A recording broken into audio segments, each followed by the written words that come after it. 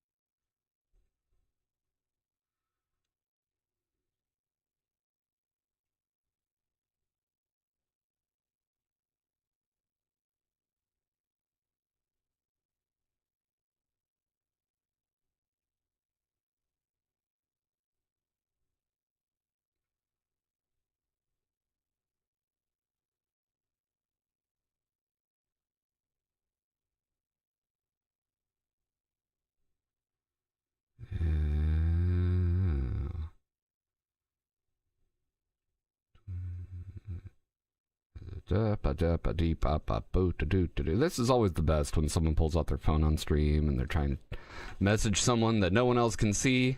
Your body's ready, Dougman? Good, so is mine. I am prepared. Screen resolution, yes. Windowed, yeah. No. Graphics quality, dad, daddy, or daddiest? Oh, absolutely daddiest. I mean, come on now. How do I have two right monitors? Is this the correct monitor? Well, I hope it is.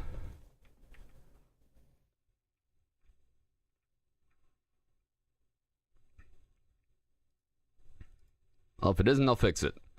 Made with Unity and Game Grumps. Forgot the Grumps did this. Oh, there's so many daddies! Is it appropriate that my soda I just opened was over full and just completely exploded immediately?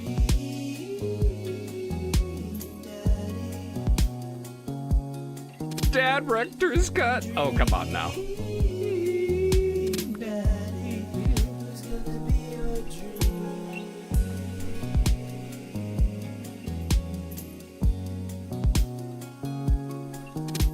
It's the daddiest cut of the Dream Daddies, Hank. Aren't you excited? That roll. Ooh. Dream Daddy. Please remember to call us every once in a while.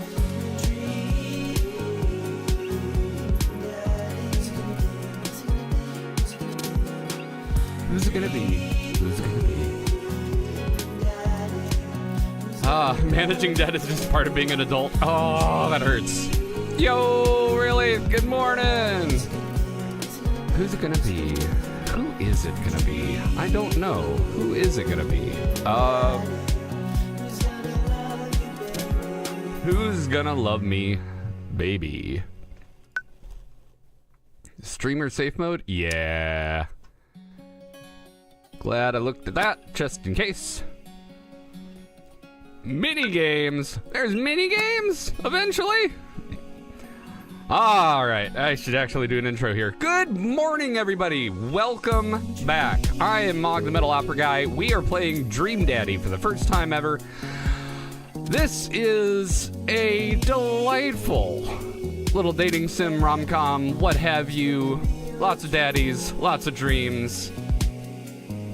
You've still only seen a handful of these, missing about as many to the end. Nice. Well, let's see what we can do here today. We're gonna get us some routes. I need to get my chat pulled up on the other screen here. Let's get that going. Dream Daddy, it's gonna be alright all the days. Look out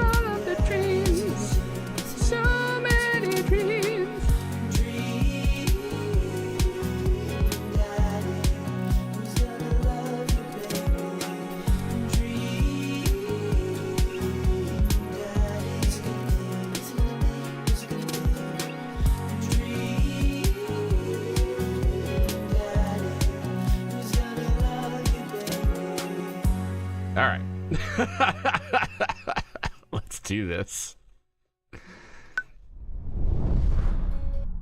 Practice makes permanent. Oh God. We sleeping? Zzz, zzz, zzz.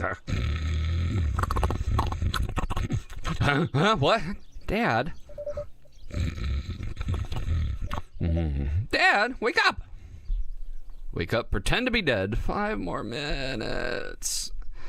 Oh, 5 more minutes. You said that 5 minutes ago. And also 10 minutes ago. Finally open my eyes and sit up. I'm lying in the middle of the living room, spooning a moving box. I yawn and stretch. Morning, Manda Panda. Yikes, dad breath. Go brush your teeth. Aw, you're a cutie. Gas is cheaper in the suburbs. Build that dad. Oh my.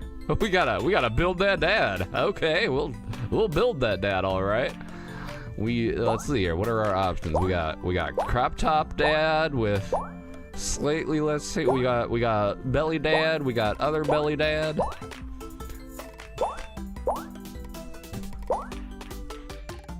So there aren't a ton of lines from Amanda, but they are voiced by Erika Ishii. I love the game all the more now. Erika, I don't expect you're ever gonna see my playthrough, but if you do, you're amazing. I appreciate everything you do, and it was so much fun to do the little Robin Hood song ages ago. Let's go. Okay. Hair, hair, hair, hair, hair, hair. Not all hair, but okay. All right. Let's maybe yeah, we'll go that dad. That dad feels right, Dad. We'll get a little not the Lich King. We got a little pasty. There we go. All right, what we got hair wise? What do we think here? Let's see. I'm just gonna pick things, but oh God.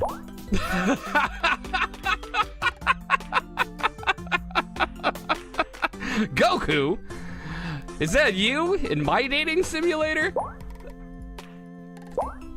If y'all have one that you're like, oh my God, that has to be the thing for our character, please, by all means, shout it out. Man bun? I kind of like messy man bun. Messy man bun's kind of nice. Go with the JoJo cut off pompadour or another JoJo. I kind of like the tousled. That's good. You know, a little coif. That's too much work. Yeah, I like that one. That's a good one. Let's see here. We got a little. Well, we gotta go with something fun. Maybe red. I like red. Silver's good too. Ooh. Oh, sexy white. Let's go. Yeah.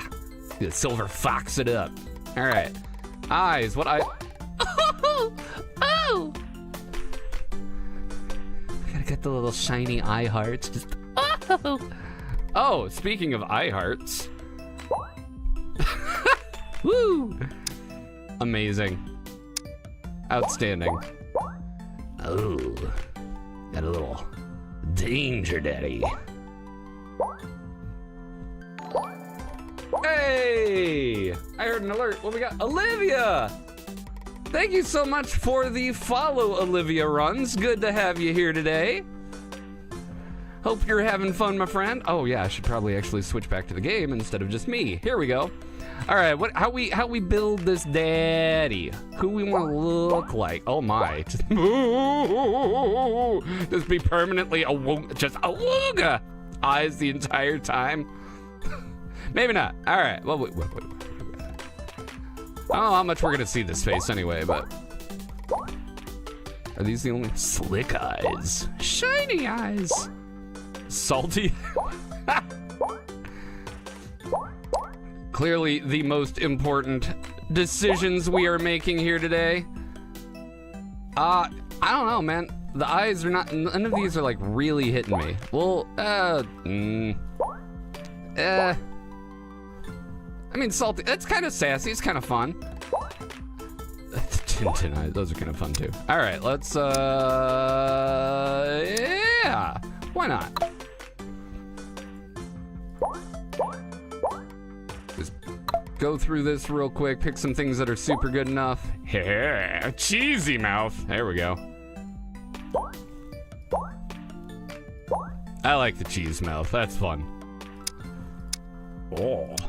Oh, we can change our lipstick color. Oh, actually, am I going Frieza? This is kind of getting Frieza-esque here. I don't know. I kind of like the purple with the eyes and everything. Kind of matches. Why not? Let's do it. Brows. That one. Yes. Wait, what if our eyebrows were?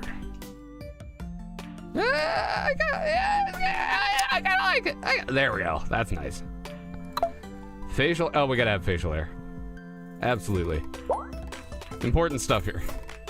Full beard. The circle beard. Let's match color here. There we go. There we go. There we go. There we go. I'm a pretty himbo. Thank you, Doug man. I am doing my best here. That's getting a little with that facial hair. Although if we cover the mouth with the facial hair, then we don't see the cheese, I guess. Chevron. Okay, we might adjust a few choices here. Here we go. We do that. Hit that. I do miss the handlebar. The handlebar was fun. You kind of liked the robber baron? Okay. Well, yeah, let's do it. That wasn't it. Right.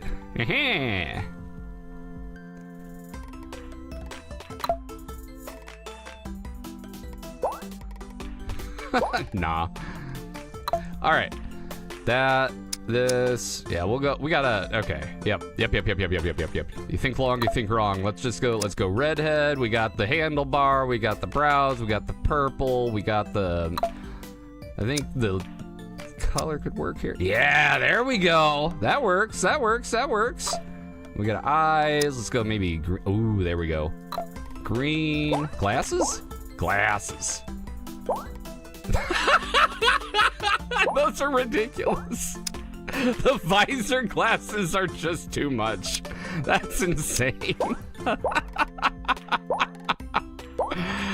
Oh, no. Oh, maybe. Ooh, I like the circle glasses. I like where that's going. Piercings. What do we got? What we got? Okay.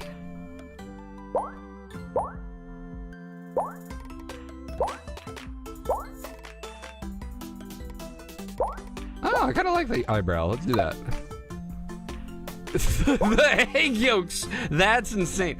Tying maidens to rail tracks minigame? Oh no! What a shirt to wear and say that the glasses are too much. Yeah. Woo-hoo.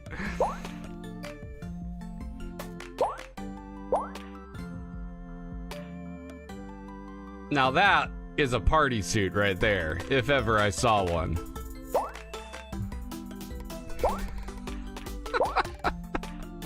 These are so fun. Hey, Terracellular! How's it going? Don't remember Dead Cells being so calm. Too little clusterfuck going on? Right. Yep, today is Dream Daddy. We are celebrating Valentine's Day with a fun little dating sim that I've been wanting to play for a long time. We are still playing Dead Cells on Saturdays. You are oh so very welcome to stay for this in just completely different chaos vibe. Yeah, let's do the party suit. All right, we're looking good, Daddy. Let's go. Let's do this. Name that, Dad. I gotta name it. All right. Well, let's see. We're gonna go Moog. All right. What should we name our dad? This one. I'm gonna get a little. What's the word I'm looking for? Poll going here. What do we want to go with? What am I gonna go with?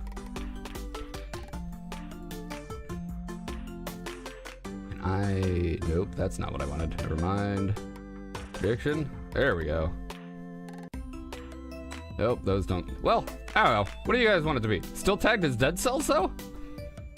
That's interesting.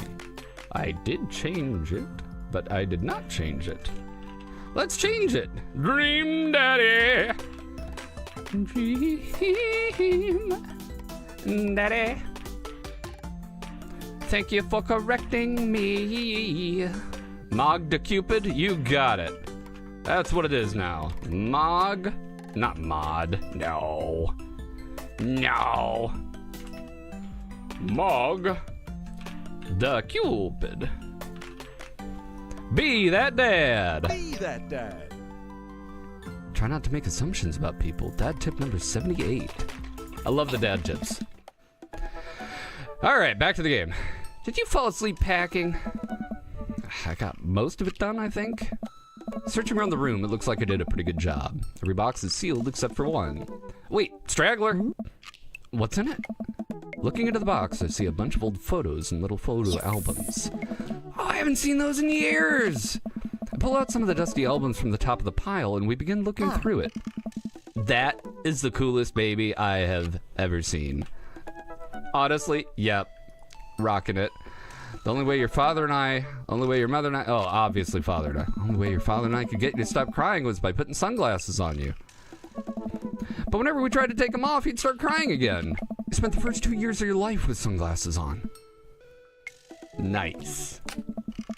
Halloween when you were maybe 4? Oh my god, that dragon costume. You couldn't decide between being a princess or a dragon, so you went with both. Princess Dragon. Like the cut of your jib there, Amanda. Oh, she got the little egg yolk thing.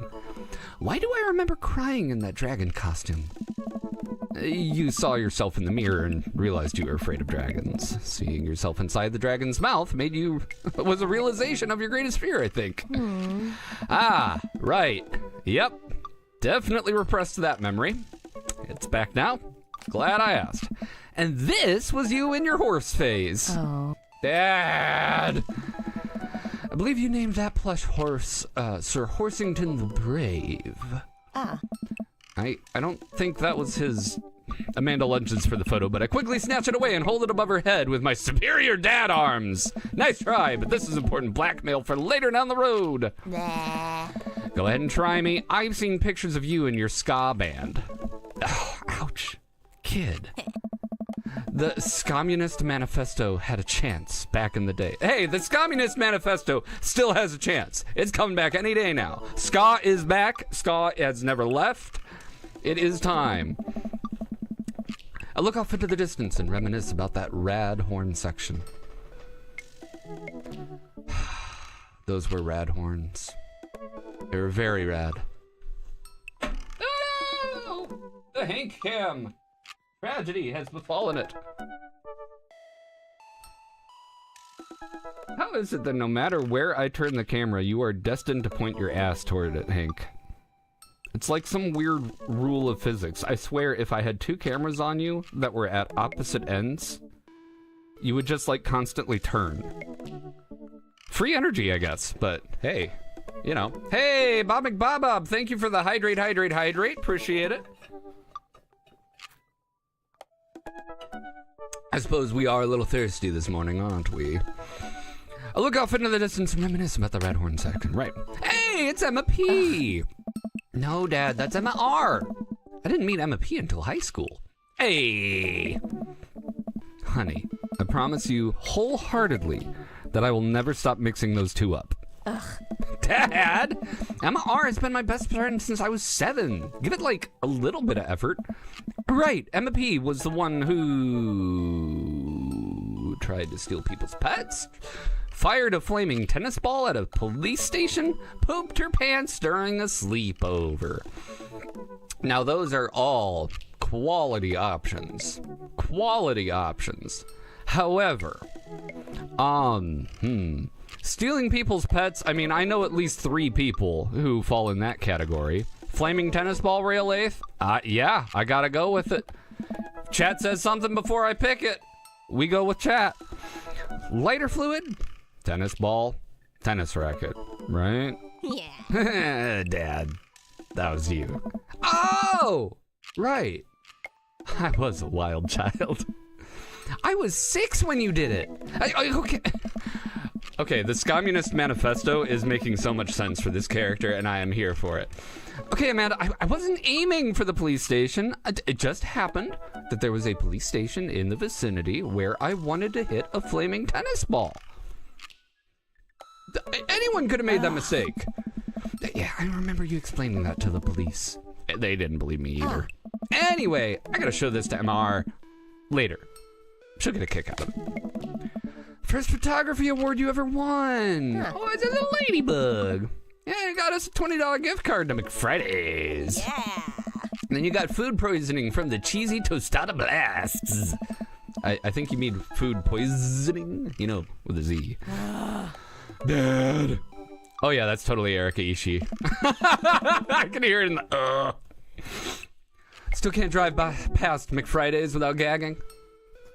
Ah! What did I do? Just kidding. Still proud of you though. Amanda reaches deep down in the box and pulls out one last photo. Oh.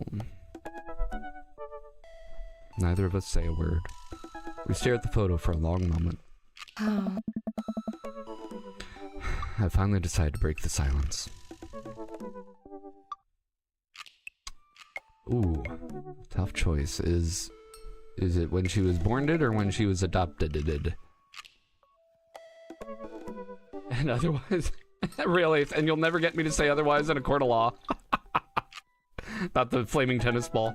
Very nice. Okay, thinking too much, and I'm gonna think too much. So, die. We'll go odds and evens for top choice, bottom choice. That one was even. So that is the day we adopted you.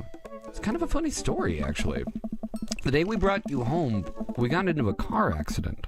It wasn't anything big, just a little fender bender in the parking lot. But of course, I was freaking out. And the little old lady who crashed into us was freaking out, and I didn't know what to do. But your father, oh man. He holds my hand, looks directly in my eyes. The calmest I've ever seen him. He says, "It's okay. It's all gonna be okay." Oh. He was right, you know. I stare at the picture for longer, maybe too long. I miss him. I can't even imagine what it'd been like for Amanda. She pats me on the back. Eh? Come on, Pops. We gotta finish packing. Moving van won't wait forever. You're right. You're right. Amanda and I pile into the car and we take one last look at the old house. I picked the right shirt for today. Let's go. Got the little lei. And so many memories here. Hard to believe your father and I bought this place almost 20 years ago. Bob McBob. Amanda is wearing his jacket from that picture. She is. It's too early in the damn day for me to get all puddly and cryy.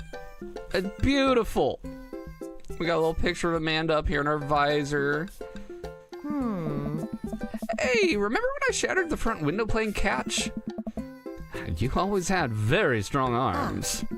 Hey, remember when I shattered that other front window pretending to be a robot who breaks windows? You were a very imaginative child. All right. Hey, remember when I broke the back window? We get it, Amanda. You break stuff. And there'll be plenty more for me to break at the new place. Memories to make and stuff to break. You ready? Sit in silence for a moment. I watched my daughter grow up in this house. It'll forever hold a place in my heart, but it stings a little bit to leave it behind. I'm ready. The moving van begins to pull away, and I get the car into a position to follow it. I watch our old house, disappear into the rearview mirror. So what? Huh? So, sell me on our cool new pad. I clear my throat and do my best cheesy announcer voice. Oh, I've been ready for this. Nestled in balls. Messed it up already. Cocked it up. Editor, cut it out. That one didn't happen. Nestled in beautiful, scenic downtown Maple Bay, our new house features washer and dryer hookups, a 2-car garage, multiple places to sleep. Which one are we choosing? Let's find out. Let's go with, I didn't even decide what that was going to be. High, we'll go low, mid, high. Hi, multiple places to sleep. Not only are there bedrooms for your sleeping pleasure, but couches and floor space where you can, yes, catch a wink. What a deal. I mean, if sleep wasn't for the weak. You sleep more than anybody that I know. I admit my faults, Pops. I keep it real. Anyway, it's also smaller than our last house. Cozier, one might argue. Good spin. I like that. Smart head on your shoulders there. I think it's great. We won't be closer to a lot of cool stuff. Oh, won't we be closer to a lot of cool stuff we can walk to? So I don't have to waste gas. I mean, trying to park downtown is, you know. Amanda, you know you're going to have to learn how to parallel park at some point, right? Not going to happen, Pops. Nope. I think someone needs to do a 3-point turn on their attitude. I don't know how to do that either. Have you met the other neighbors yet? I love Amanda. I love her sass. It's so perfect. Not yet, but the neighborhood seems pretty quiet.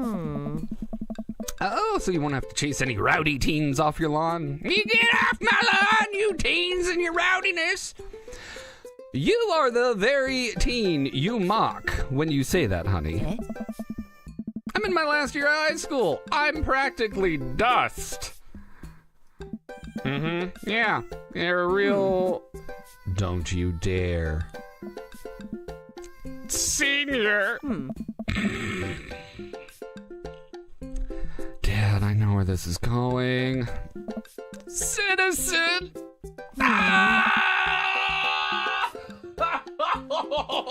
Got her! I'm just gonna ignore that. But I won't forget it. Amanda will remember this. So, what's item number 1 on the new house agenda? Well, first we'll need to forge a path through the solid wall of boxes that's blocking the living room. I have to install the washer and dryer. We need to go grocery shopping. Pops, cool your jets. You have to promise me we're gonna take a break and explore the neighborhood at some point. Okay, yep, you're right. We'll get some work done, and then we'll check the area out. We pull up to the new house and step outside. The lawn is freshly mown and the for sale sign is still in the yard. Hi-ya! The for sale sign is no longer in the yard, I anticipate. And with a swift kick from Amanda, the for sale sign is no more. Nice form, Sweet Pea. I got a problem with authority! I'm so proud. Man, all that karate chopping. Karate chopping? Wow. All that karate chopping tuckered me out. I could really go for a sandwich. An ice cream sandwich? Sweetie, it's 10 a.m. I do need coffee. I actually do need caffeine. We need to unpack first. I need coffee.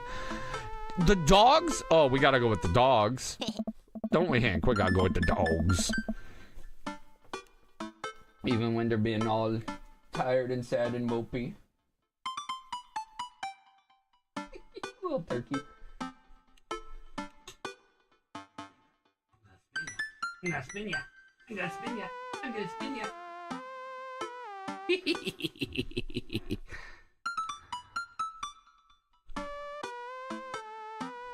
Aww.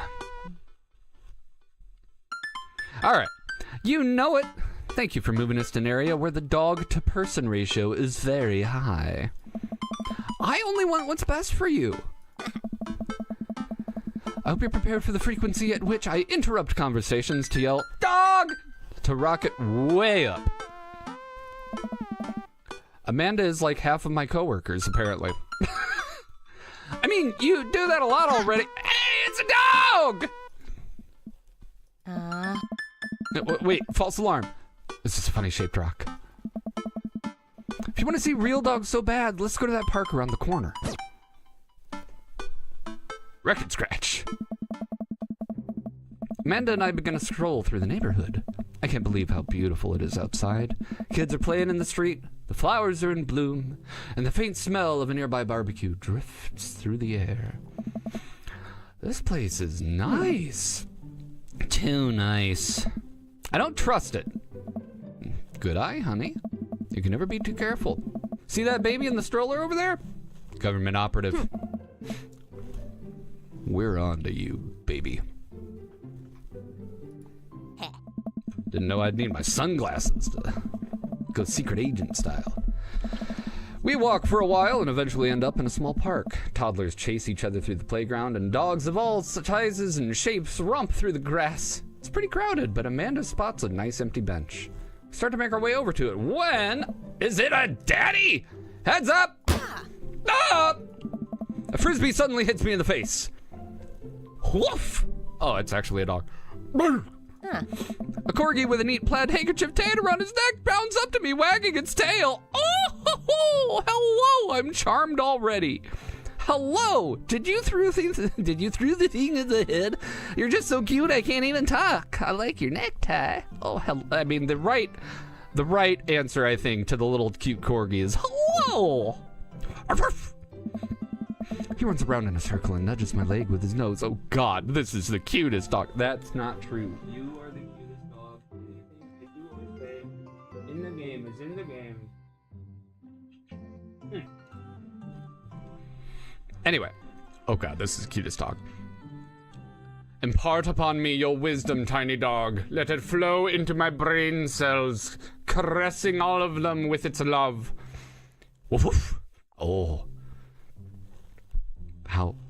How did you know that? I didn't tell anyone about that. Barf! My God. This dog knows more than he lets on. You definitely could have caught that. A guy in a Hawaiian shirt. Hey! Hey! Hey! Guy in a Hawaiian shirt jogs over to us and takes the frisbee from me. Hey! You know, frisbees are traditionally caught with your hands, not your face. All right, here's what we're gonna do. I'm gonna start taking notes here on what they sound like a little bit so I can at least attempt to voice act like them. So we got Amanda. Oh, goodness, I can't write. Amanda is Erica Ishii. That's, yeah.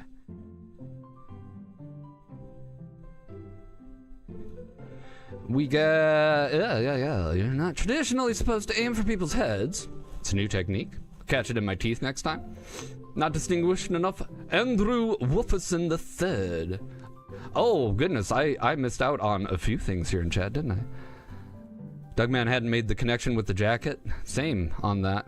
I am noticing, and this is such a small little nitpick to pick and knit, but the egg is now on her right shoulder. It had been on the left. I wonder if this is a mirror rather than actually changing them over. Hello, Bob McBob. Hello, Ginger Daddy. Is that to this Ginger Daddy, or to the other one that's off screen?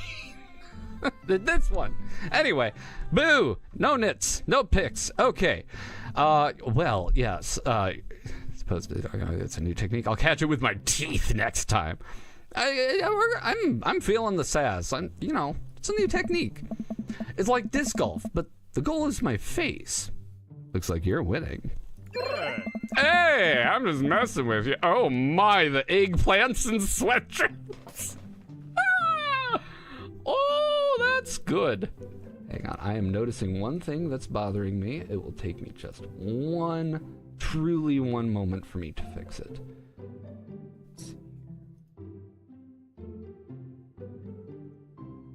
Our margins are just a skosh off for some reason, and they must have been like that for a few days. But there we go. That's all fixed. Ah, go away. Ah, go away. Come back. Go away. Okay. I'm Mog, and this is my daughter Amanda. I look over at Amanda only to find her sitting on the ground rubbing the dog's tummy. Traitor! Abandoning me to this conversation with this handsome fellow that I've not met before? Hi! Your dog's cool. Oh! It's Brian. Okay. Brian! Brian's getting the old, crunk, but smart. There we go. Old Maxwell sure loves the attention. It's great to see another father and daughter out here on such a sunny day. Well, where's yours? Brian gestures over to a grassy knoll where a young girl sits on a checkered blanket. She's reading a book bigger than her head. She puts it down and heads over to us. This is Daisy. She's reading the Brothers Karamazov. There we go. Her teacher tells me she's got the reading comprehension skills of a high schooler. How old is she? 10. She's a precocious little youngster. Whoa. My natural dad instinct kicks in. I must brag about my child's accomplishments. Oh no, it's happening! Oh my, what? I forgot. Go on, Daisy. Tell them about yourself. Daisy, oh shoot, I gotta stop doing that. That's my girl. Amanda, get in there. I choose you. Okay. Mog's HP, 80. Brian's HP, 80. All right, let's see, what we... Daughter? Can't switch daughters? Amanda's your only daughter? Oh, well, obviously. Items? What items do I have? Grade card? Band-aid? Spelling bee photo? Child art? Oh, well, obviously child art. You unfurl your wallet to reveal a tiny copy of a drawing of a cornucopia Amanda did in first grade. Cute! It isn't very impressive, but Amanda genuinely appreciates you holding on to it. Brian loses 10 HP. You regain 20 HP. Ha-ha! Daisy just started a weekly chess club at her elementary school computer lab. She's the president, too, of course. Dang, my high school doesn't have a chess club or a computer lab. You lose 10 HP. Okay,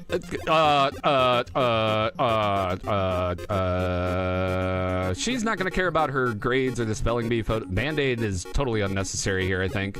How do I exit out of this? I don't want... No!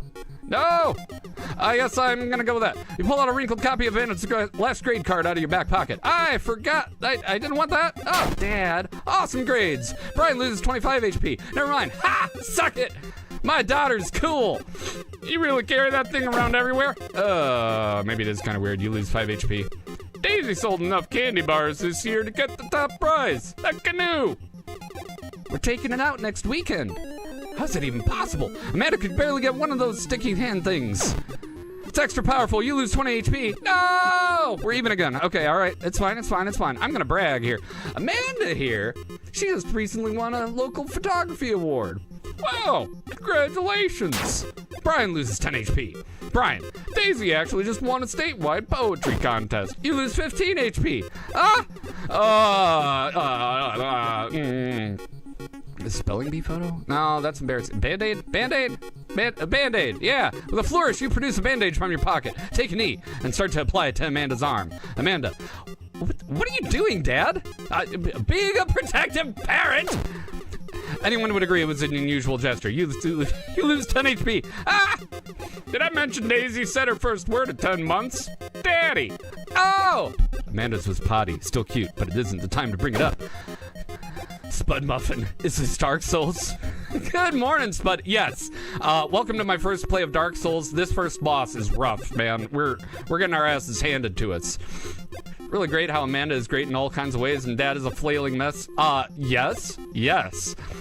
Oh no, we're losing. We're running behind. We gotta brag again. We gotta bring this up. Last week, unprompted, Amanda helped an old woman with her grocery bags. It's extra powerful. Brian loses 20 HP. How? Take that, Brian. Get out of here. You don't got nothing on Amanda. Daisy here got all her adult teeth. Never had a cavity either. Amanda self-consciously pushes her lips together to hide her teeth. It's extra powerful. You lose 20 HP. Oh, it's neck and neck. It could be anyone here.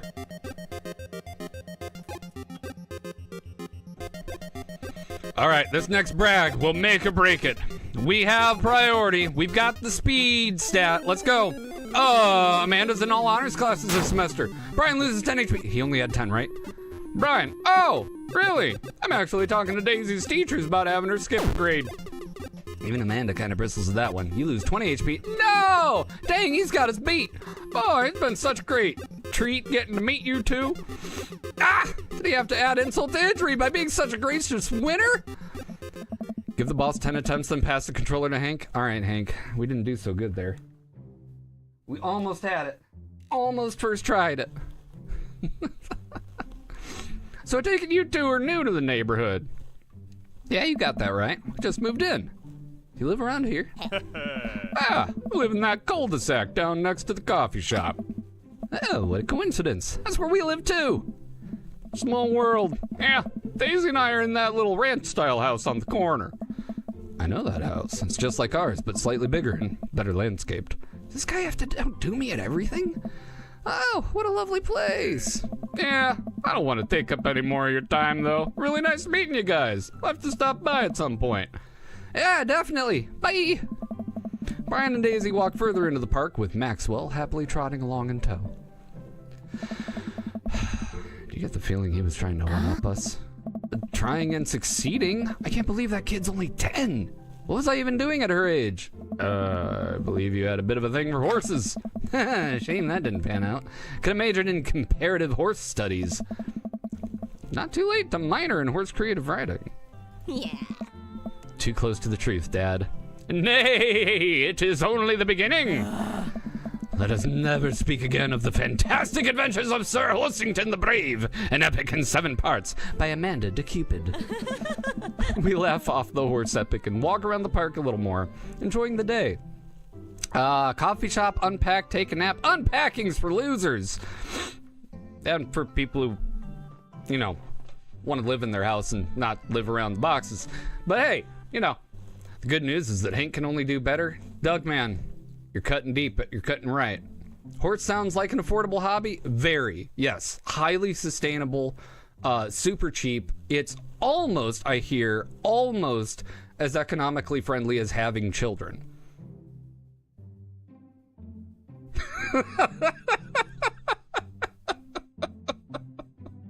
Which is not any offense to those who have children whatsoever. Just, yeah. Anyway, coffee shop, unpack, take a nap. Let's coffee shop. I gotta get my hands on a nice cup of the old bean juice or I'm gonna be useless all day. Someone else calls it bean juice. Let's go. I think we passed a coffee shop on the way here. Maybe we can check that out. Let's do it. To coffee and beyond. We walk down the street to the Coffee Spoon, a cute little place on the corner. Yeah. Man, this is such a convenient walking distance from our place. I mean, I guess. What's wrong? Why would I go somewhere else and drink coffee on a couch when I could drink better coffee at home, on my own couch, and not have to make awkward eye contact with other people?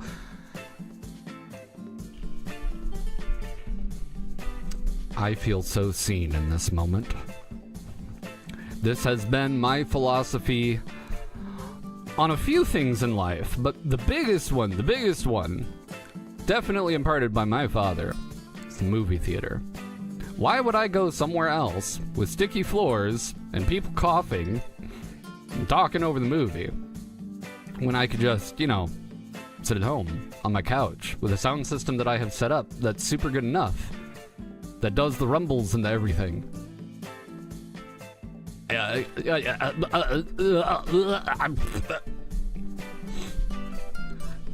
There is something to be said for the experience of being someplace else, but yeah, like, come on, I don't have to deal with other people. At least when I'm home, some random guy isn't gonna come up and sit on the recliner next to me, and I won't like feel a little weird about it because he's technically not at my table, but he is very much within my personal zone. Oh, Stray, but at the movies you can buy popcorn for $32. You know, you're right.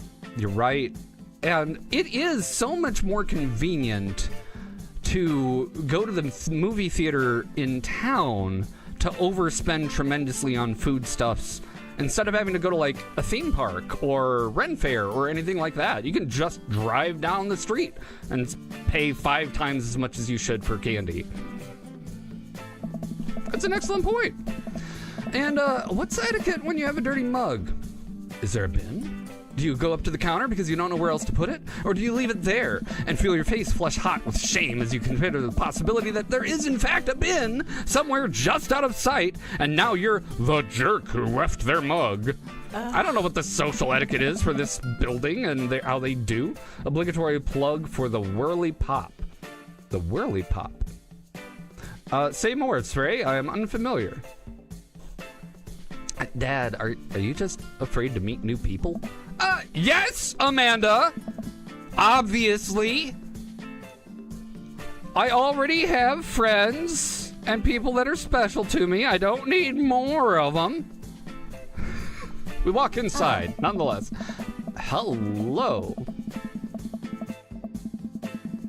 The inside of the coffee shop is incredibly warm and inviting. Vinyl records line the walls and patrons lounge around on well-worn couches. Some cool tunes spin on a record player next to a little stage. Hey. Hey. Stovetop popcorn deliciousness. Oh! No, I don't recall if you've ranted about that, Stray, but by all means. Well, now. Welcome to the coffee shop, guys. How's it going? What's with the name? Hey. Oh, it's, kind of dumb. It gets mentioned in this poem I like, and I thought it was a good idea at the time. I suppose now it's still a good idea because, like, the business is still running. But people ask me that question all the time, and I give them the same answer every now and again. I'm standing here rambling, and I'm sure we're all getting more and more uncomfortable the more I'm talking. But man, I'm in it now, and I can't stop. Hey, yeah.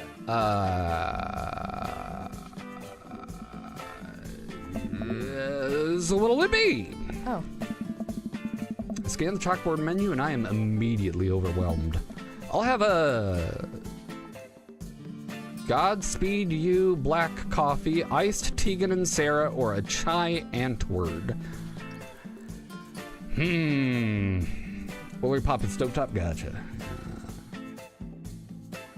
I think, given the direction our character's been going with his need of caffeine, let's go Godspeed You black coffee. A classic. Okay, so Matt is chill. Baritone. Maybe a little, like, surfer?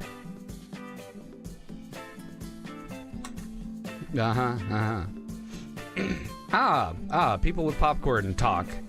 Stick the stove or microwave for popcorn. Pizza Pizzazz is game changer. Whirly Pop for stovetop, making stirring popcorn easier. Neat. I don't get it. Oh, it's a pun. Godspeed You, Black Emperor, is really amazing, influential progressive rock band known for their sweeping soundscapes and... I'm doing the thing again. But coming right up, Matt, I have to say, Matt, the other daddies have a lot of ground to make up. You with your only one T in your name, and your progressive rock, and your chill vibes, and your coffee shop, and your tattoos, and your... I'm not falling for you. You're falling for me. It's fine. Hey, this is my first day. I'm tired, and how about that coffee? And for you, I'll have a macchiato DeMarco, please. Come right up. You want that in small, medium, or biggie smalls? Medium? Wait, is Biggie Smalls big or small? You should change that, shouldn't I? Matt sets to making our drinks, and Amanda and I seat on one of the couches. Doug, Mog is so seen. Let me tell you about this 18-minute rock song, but it's so much more than rock. It's like if math and rock had a music baby.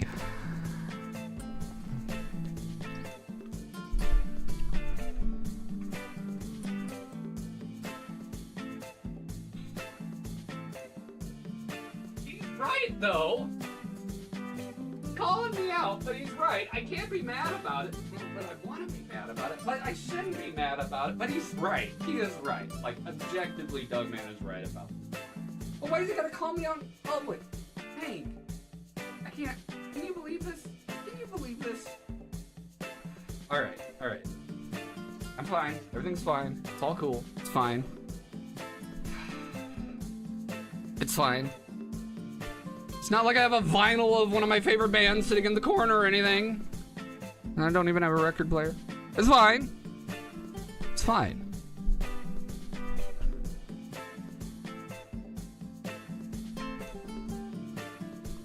I'm on to you, Doug, man. Did I knock over the Hank cam again? Oh, I diggled it. Oh, hello.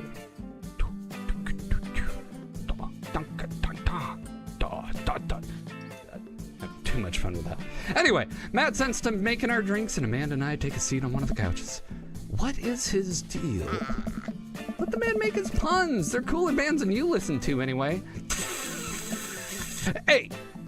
Hey. Ska was cool once. Ska is still cool. Oh, we gotta let me pet that dog.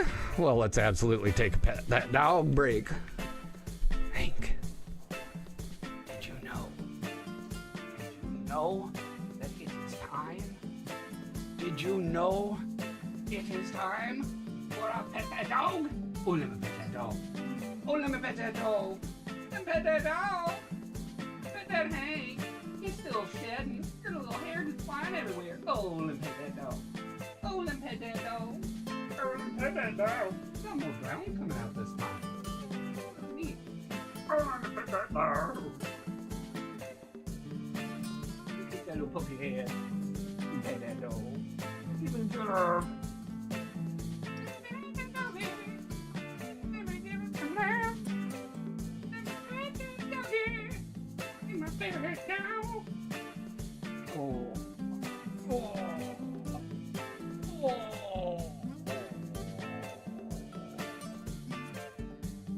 The void.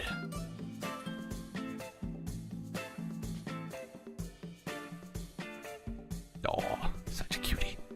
Spud Muffin. With enough channel points, we could occupy one hand permanently. This is true. Also, oh my.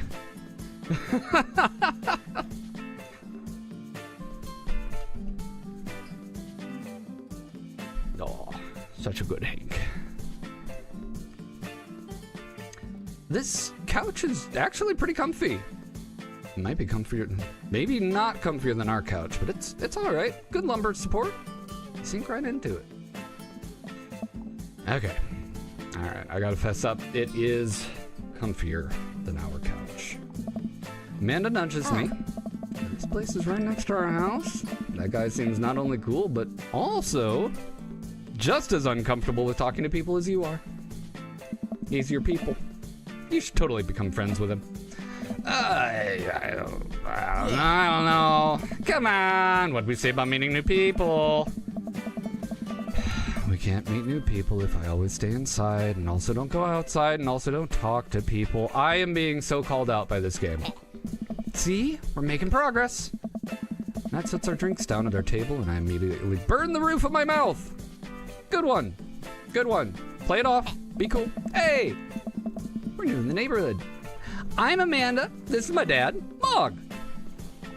Oh, right on. Pleased to meet you both. You ought to come by when my daughter's hanging around the shop. You two might get along. Yeah, sure, maybe we'll come in from time to time. Amanda kicks my leg from under the table. I'm sure we'll be in here a lot. Oh, you know what?